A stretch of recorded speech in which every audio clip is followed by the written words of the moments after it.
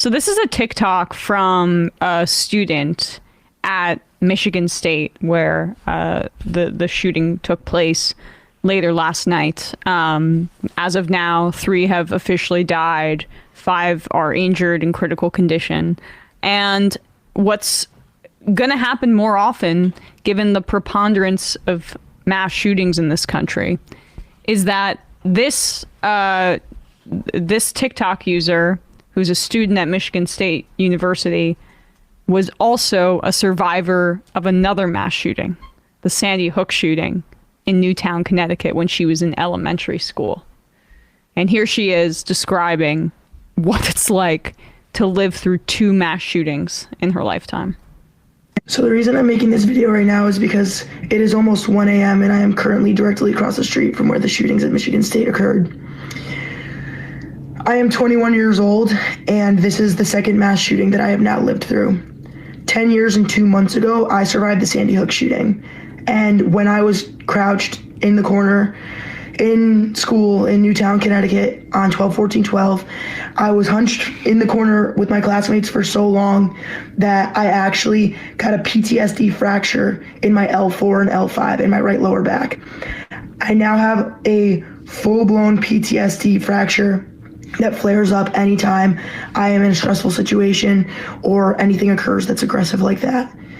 The fact that this is the second mass shooting that I have now lived through is incomprehensible. My heart goes out to all the families and the friends of the victims of this Michigan State shooting. But we can no longer just provide love and prayers. It needs to be legislation. It needs to be action. It's not okay. We can no longer allow this to happen. We can no longer be complacent. I'll forever be Sandy Hook strong and forever be Spartan strong. And we should also say this mass shooting at Michigan State took place 5 years to the day from the Parkland shooting, where 17 kids were killed. I mean, this is America, right? This is the United States. There's going to be more copycats, as you say, right? Like on those days. I think it's just a matter of time where it's just sort of like every time we hear obviously it's a matter of time, but it's going to become more common. We're going to be talking about a mass shooting, and we're going to be talking about it as the anniversary of another mass shooting. And you're going to have more instances where people have been involved in multiple mass shootings.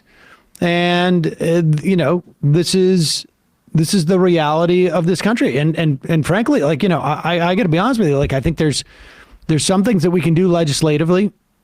It's unclear what those things are. We've already had in New York State a couple of our gun laws struck down.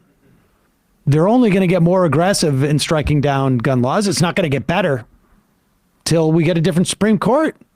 Yeah.